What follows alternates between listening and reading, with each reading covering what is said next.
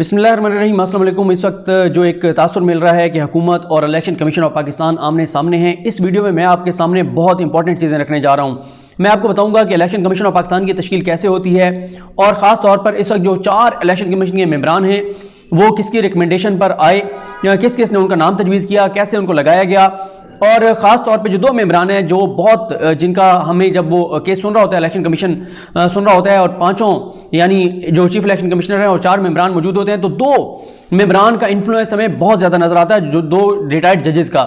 उन दोनों की जो जब अपॉइंटमेंट हुई थी तो कैसे इमरान खान ने उन दोनों को टारगेट किया था, खुलकर उन पर तनकीद की थी, कैसे उनको लगाया गया था, तहरीक इंसाफ ने क्यों उनको वोट नहीं दिया था, और फिर इस पर भी बात करेंगे कि जब और साथ ही राना सनौला साहब ने क्या जो है वो दावा किया था जब chief election commissioner Sikandar Sultan Raja साहब को लगाया गया था, और दी न्यूज़ अखबार जो मीर शकील रहमान साहब का है, जिसको मुस्लिम लीग नून सबसे ज़्यादा जो है वो मुस्तनद अखबार समझती है, मुस्लिम लीग नून और डॉन, उन दोनों को, उनमें क्या खबरें आई थी, ये सारी चीज़ें आपके सामने रखूंगा। और आपको एक चीज़ ये बता दूं कि किस्मत खान ज़िमरी, जिनका नाम आपने क्लासर साहब के प्रोग्राम में बहुत ज़्यादा सुना होगा और क्लास ऑफ ट्वीट्स में बहुत जिक्र करते रहे और कॉलम्स में बहुत किस्मत खान ज़िमरी का आपने पढ़ा होगा।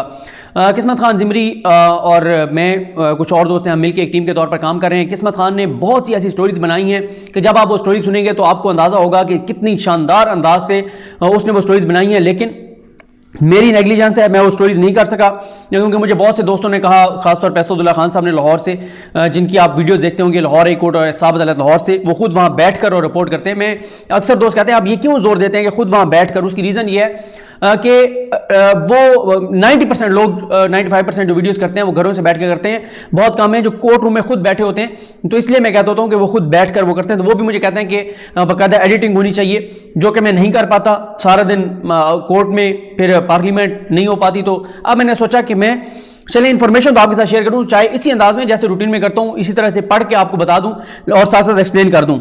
ये जनाब सबसे पहले मैं आपको बताता हूँ कि 4 मेंबरान हैं इस वक्त इलेक्शन कमीशन के, चीफ इलेक्शन कमिश्नर के अलावा। उनमें पंजाब से हैं justice retired Altaf Ibrahim Qureshi, KPK से हैं जस्टिस रिटायर्ड मिस इरशाद कैसर साहिबा, सिंध से हैं निसार अहमद दुरानी साहब और बलोचिस्तान से हैं शाह महमूद जुतई साहब। तरीकाकार यह है कि चीफ इलेक्शन कमिश्नर की तैनाती के लिए वज़ीर-ए-आज़म ने अपोजिशन लीडर की मुशावरत से पार्लिमानी कमेटी को 3 नाम भेजने होते हैं। पार्लिमानी कमेटी इन तीनों नामों में से किसी एक को चीफ इलेक्शन कमिश्नर तैनात करने के अमल की तौसीक करती है।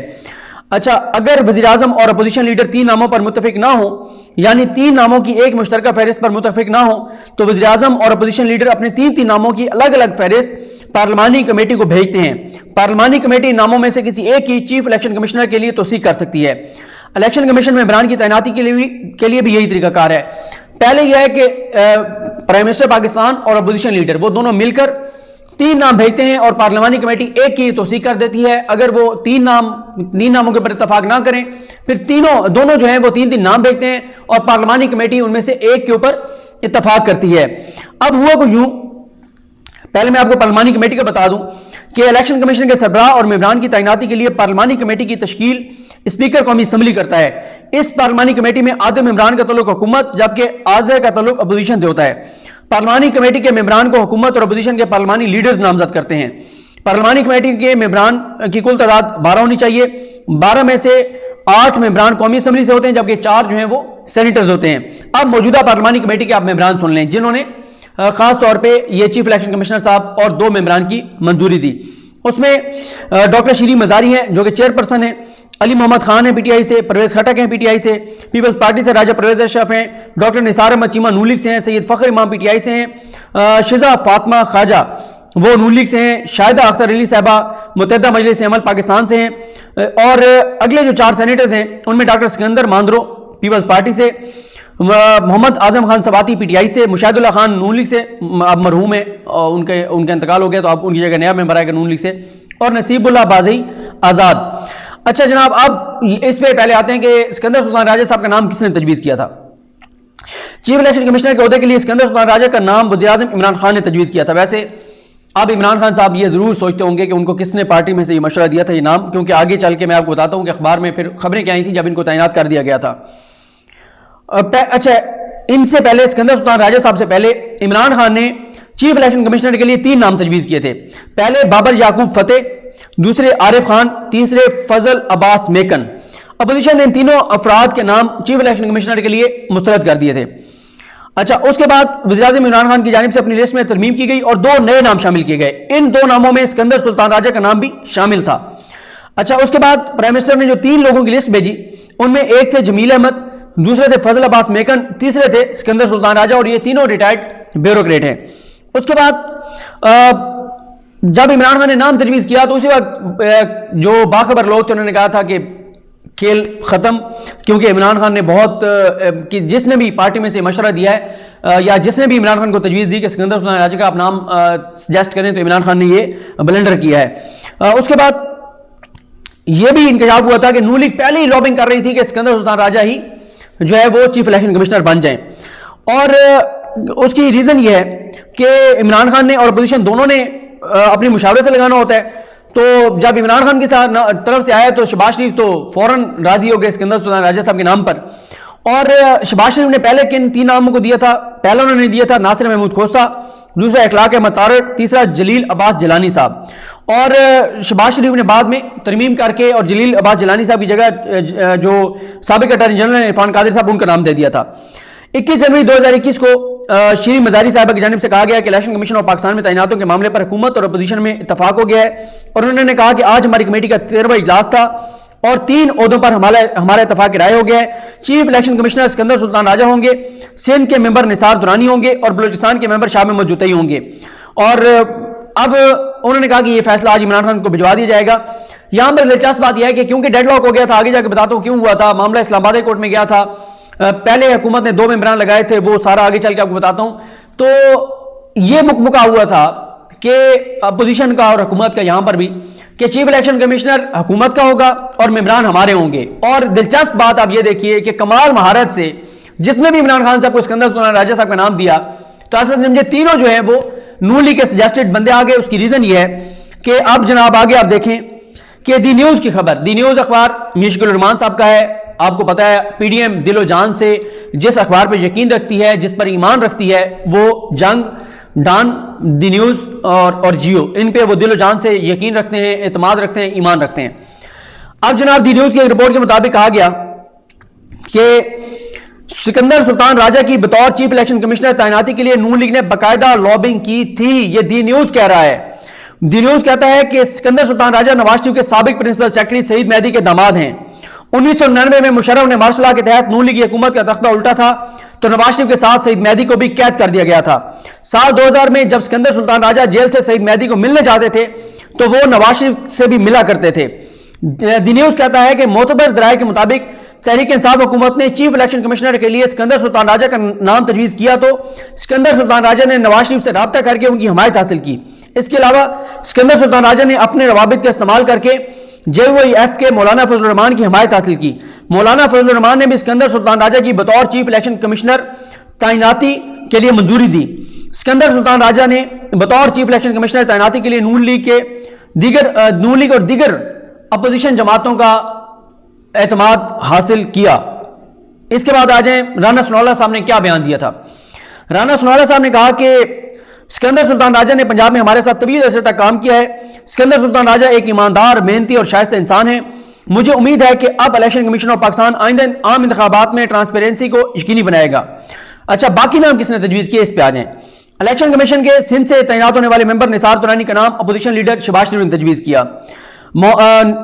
जो बलूचिस्तान से मेंबर हैं शाह महमूद जुतई, उनका नाम भी शहबाज शरीफ ने तजवीज़ किया था। अच्छा, पंजाब और KPK के 2 मेंबरान का नाम किसने तजवीज़ किया?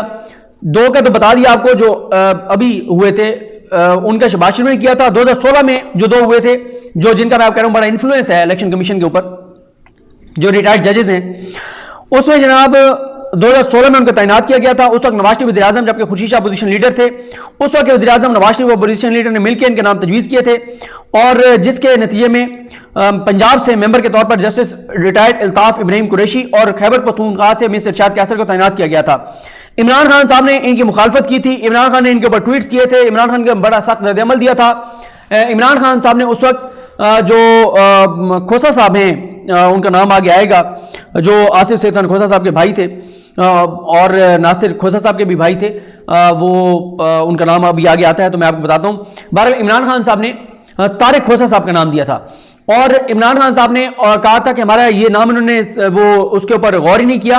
यहां तक कि इमरान खान साहब की तरफ से श्री मजारी यानी पीटीआई की जानिब से श्री मजारी पार्लिमानी उस कमेटी का हिस्सा थी, तो उन्होंने वोट ही नहीं दिया था। ये कहकर के नून लीग और पीपल्स पार्टी ने दोनों ने मुकमका किया और ये लगाए नाम, ये दोनों जो सबसे ज्यादा जिन दो मेंबरान के इन्फ्लुएंस है इलेक्शन कमीशन के ऊपर, वो ये दो मेंबरान है। उसके बाद डेडलॉक जो हुआ था वो क्या हुआ था, जनवरी 2019 में इलेक्शन कमीशन के सिंध और बलूचिस्तान से मेंबरान रिटायर हो गए थे। जब वो रिटायर हुए तो आइन के तहत इलेक्शन कमीशन में खाली असामियों पर 45 दिन के अंदर तैनातियां की जानी थी, मगर इलेक्शन कमीशन में तैनातियों का मामले पर हुकूमत और अपोजिशन में डेडलॉक रहा। 22 अगस्त 2019 को सदर आरिफ अलवी ने खालिद महमूद सिद्दीकी को इलेक्शन कमीशन के सिंध के मेंबर के तौर पर, जबकि मुनीर अहमद काकर को बलूचिस्तान के मेंबर की खाली असामी पर तैनात कर दिया। सदर आरिफ अलवी की जानिब से इलेक्शन कमीशन के मेंबरान की तैनातियों को इलेक्शन कमीशन ने अपोजिशन ने गैर आईनी करार दिया। अपोजिशन की जानिब से कहा गया कि सदर आरिफ अलवी ने अपोजिशन लीडर और पार्लिमानी कमेटी को बाईपास करके इलेक्शन कमीशन मेंबरान की तैनाती की। उसके बाद ये दोनों जब मेंबरान जिनको सदर ने नोटिफाई किया, ये जब हलफ लेने के लिए गए इलेक्शन कमीशन ऑफ पाकिस्तान में, तो चीफ इलेक्शन कमिश्नर उस वक्त थे सरदार रजा साहब, जस्ट रिटायर्ड सरदार रजा, उन्होंने इन दोनों से हलफ लेने से इनकार कर दिया था। उसके बाद जो अपोजिशन है उन्होंने इन दोनों मेंबरान की तकर्रियों को, तैनातियों को इस्लामाबाद हाई कोर्ट में चैलेंज किया। इस्लामाबाद हाई कोर्ट ने इन दोनों की तैनाती को, तकरीर को कलअदम करार दिया, नहीं सस्पेंड किया था, मुअत्तल किया था और दोबारा मामला पार्लिमानी कमेटी को भेज दिया था। उसके बाद जब 5 दिसंबर 2019 को क्योंकि चीफ इलेक्शन कमिश्नर भी रिटायर्ड हो गए, तो यूं चीफ इलेक्शन कमिश्नर और दो मेंबरान की सीटें खाली हो गई, क्योंकि दो के ऊपर जो तकरीर की थी आरिफ अलवी साहब ने, वो दोनों इस्लामाबाद हाई कोर्ट ने मुअत्तल कर दी थी, यानी सिंध और बलूचिस्तान के मेंबरान की। उसके बाद फिर पार्लिमानी कमेटी में नून लीग ने और अपोजिशन जमातों ने इमरान खान साहब की हुकूमत को कहा, तहरीक इंसाफ को कहा कि आप ऐसे करें, चीफ इलेक्शन कमिश्नर आप अपना ले आए, दो मेंबरान हम अपने ले आते हैं। और कमाल महारत से चीफ इलेक्शन कमिश्नर के तौर पे भी वो आ गए chief election commissioner Sikandar Sultan Raja साहब, जिनके बारे में ये लिखा है दी न्यूज़ अखबार ने कि वो जब उनको नामजद किया इमरान खान साहब ने, तो उन्होंने सबसे पहला फ़ोन नवाज शरीफ को और फिर मौलाना फजल रहमान को फ़ोन किया और उन्होंने कहा जी मैं चीफ इलेक्शन कमिश्नर बन रहा हूँ, तो क्या आपका हुक्म है। इस तरह से अपोजिशन ने उनके नाम पर इतफाक़ किया। ये कहानी है। और अब अगर ये लड़ाई बढ़ती है तो इस लड़ाई में नुकसान होगा तहरीक इंसाफ को। उसकी रीज़न यह है कि अभी तो एक वजह, अब दो वजूहात सामने आ गई हैं जिस वजह से इलेक्शन कमीशन और हुकूमत आमने सामने नजर आते हैं। ये मैंने आपको मुकम्मल स्टोरी बताई है। बाकी भी किस्मत खान ज़मीरी साहब की स्टोरीज इसी तरह बड़ी ज़बरदस्त हैं, उन पर भी बात करेंगे। मुझे अपनी दुआ में याद रखें। लकरीम हम सब का हामी नासरो। अल्लाह हाफिज़।